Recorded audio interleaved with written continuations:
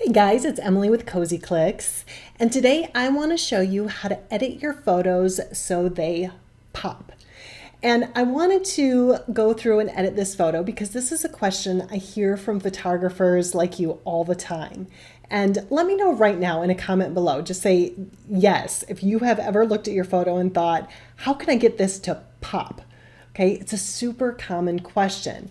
And I actually have this photo from one of the Cozy Click students, Melissa Taylor. She was kind enough to submit this photo to me so that you can all learn too. And she asked, how can I get this photo to pop?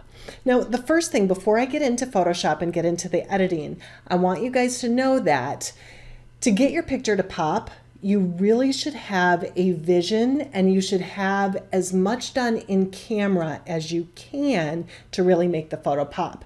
And if you don't understand what I mean when I say that, I'm going to link below in the description below. I actually have an article that I wrote and a podcast episode where I go into more detail about how you can set your photo up in camera to really get it to pop. But for now, let's get into Photoshop and take a look at the things that you can do to really make your photos pop. And again, thank you, Melissa, for sharing this super adorable photo with us, and we're going to try to make it pop. So the first thing that I would do with a photo like this to try to make it pop is I'm going to try to bring the subject in a little bit. And this photo does a really nice job with these leading lines already. You can see all the lines in the photo lead your eye directly to him, but I'm going to crop it in a little bit more and use the rule of thirds a little bit more just to bring our eye closer there. So I'm just going to kind of move this around. Looking for an area where he's going to be more in these corners, and that looks pretty good. Okay, so that's the first thing I would do to get your photo to pop a little bit more. The next thing is take a look at your photo and really try to remove anything that you can that's distracting.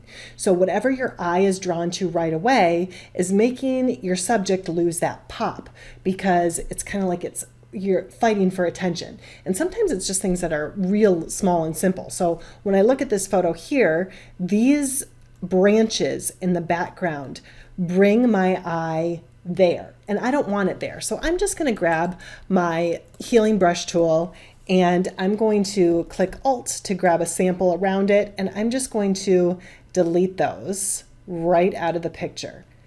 And it's simple to do, just to take and delete things that your eye is being drawn to or drawn away from when we want to draw that away from our subject, right? So I'm just going to get rid of those things. I also see these branches to the side then too, and instead of trying to clone those out or use the healing brush, I might just bring in my composition just a little bit more. I really like these pink flowers in the back, but I want to kind of hide some of those branches just a little bit. So I might take some of those away even more, and then I might grab my clone tool and try to get rid of the branches from there. So I don't want a whole bunch of branches. I don't want to do a whole bunch of work trying to clone those out, but I can take them out just by using the clone tool here and trying to get rid of those. Might grab that on the top. And to use the clone tool, all I'm doing right now, you guys, I just grabbed the clone tool that was over here, and I'm sampling an area by hitting the Alt and key and clicking, and then I'm just going to the area where I want to take that sample from and move it over here. And I'm doing this kind of quickly right now. So we're getting rid of some of those branches, and there's a little one up here too. Okay, so right now, just getting our photo to pop, I'm just cleaning things up a little bit. I also see things down here like this weed. It's not really that big of a deal, but the more attention you pay to detail, the more your subject is going to pop. So these weeds and this grass that's here, I'm going to take that clone tool again, and I'm just going to hit Alt and left click to sample some of this leafy area. And I'm just going to cover up some of the more green area with these leaves. And that's just going to help keep things more consistent and keep more of the attention on our subject. Okay. Now, the next thing that I would do to make your subject really pop in your photo is have contrast between the background and the foreground and your subject. So that means if your subject is bold and dark, make the background a little bit lighter. Or if your subject is much lighter and brighter, make the subject a little bit darker. So we could do either thing in this case, but what I'm going to do is I'm going to make our background darker to draw our eyes into the subject. And to do that, what you can do is you can create an adjustment layer, and you can pick, really you can pick anything here. I'm going to pick levels because then if you're working right now in Photoshop Elements, you can also do this. And I'm going to take this levels layer, and we're not going to do anything here. We're not making any adjustments. The only thing I'm doing is changing the blend mode. So I'm going to take the blend mode and I'm going to change it from normal to multiply. And that's going to really deepen that background. Thing is, it also deepens our subject. So with that layer mask selected, I'm going to come over and grab my gradient tool. And if you look up here at the top, there's several different gradients. You're going to choose the second one over that says radial gradient. And I know I'm going kind of fast, guys, but if you didn't catch something I'm saying, just rewind and you can catch up with us. Okay, so radial gradient, and I'm going to change my foreground to black, and I'm just going to click in the middle and drag out as far as I want. And you can see over in the layer mask, you can see where that gradient is taken away. So in the center of that gradient is really solid, that it's going to erase that darkness, and then it's going to kind of feather out. So if I wanted it a little more, I might pull it a little more. If I wanted it more by his face, it could just be by there. You can play around with it a few different ways to see what you like. And right there, I kind of like that. So I'm going to stick with that, and that is making the background nice and deep and dark and really drawing your eye into the subject. Now, if you want to get a little crazy, you could duplicate this layer here and really deepen the background out and pop it out more. The next thing that I want you to do to really make your photo pop is pay attention again to detail, but the color detail in your photo. And I think a lot of people forget to do this. But if I look at this photo right here, beautiful complementing colors in the background. We have these pinks and magentas and greens, and even some pinks and greens that are coming in through the grass and leaves. However, I am drawn to these red dinosaurs on his shirts, which are super cute, but they don't really complement the pink and this red. So I might do one of two things. I might take the dinosaurs on his shirt and turn them more into this pink color here to make everything more cohesive and blend together. Or I might make the flowers more red, like the color of his shirt.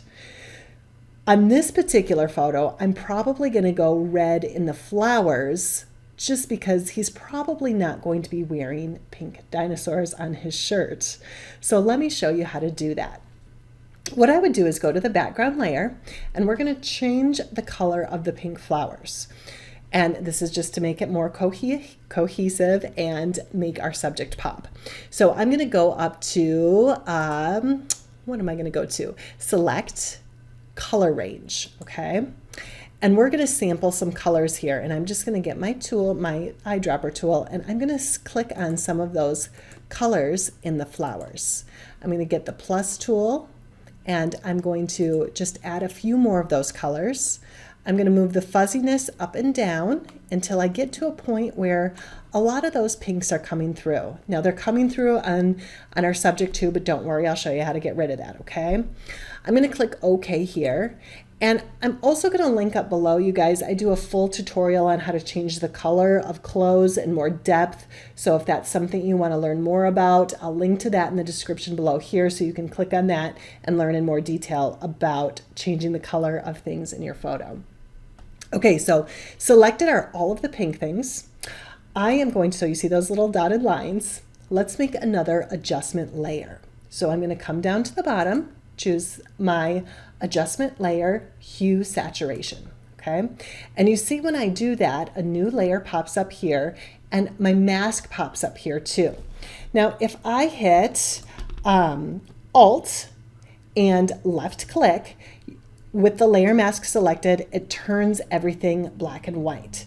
Now you can grab a brush, make it black, make sure your layer mask is selected, and I can just erase off my subject, okay? We can make him black because, and some of this gate too, because I know we don't want to change the color of our subject. We're just focusing on making those flowers red like the dinosaurs on his shirt. Okay. Once I've erased that, I'm going to do the same thing on that layer mask to return it back to normal. So I'm going to hit Alt, left click, and I'm going to, with that hue saturation layer selected, move the hue slider until I get to a spot where I want the color of those flowers to be. So you can see as I'm moving it back and forth right now, the flowers are turning all different colors. Let's select more of a red tone. So I'm going to go somewhere in here. I want to get it away from the pinks and more of a red so that it kind of looks nicer next to those red dinosaurs. You could then take the saturation and we might make them a little more red. We could make them darker or lighter with the lightness slider. So you guys really want to play around with that and see what you like, okay? Now with that done, and I think that all looks good, I might get into that layer mask and just take some of it off a little bit. That looks a little bit too bright, but having the red, and let's take it off and on. Now it's more red than pink, so we're not drawn into those red dinosaurs quite as much on this photo here, okay? Then I would just take a look finally at my photo and think, okay, is there anywhere else my eye is drawn? I might go back in here and remove this branch here by cloning that up. I do see that branch again. That would clean that up. And I might clone some of these flowers over here in the corner too, just to have everything tied together. So let me speed through that real quick and see what that looks like so you guys don't have to watch the entire process of cloning.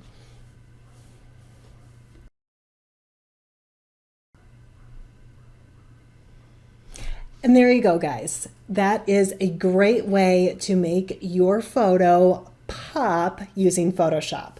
So remove anything that's very distracting. Make sure your composition is leading your eyes to the subject.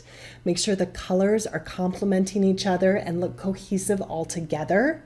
And also make sure there's contrast between your subject and the background.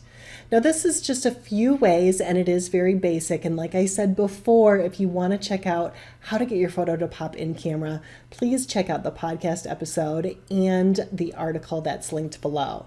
I always appreciate you guys hanging out, watching these tutorials with me. I would love if you would subscribe to the YouTube channel where I will be adding more tutorials all the time. And if you made it to the end and you enjoyed this tutorial, I would love if you would let me know, give me a comment, give me a thumbs up and let me know that you did. And I will see you guys next time. Thanks again.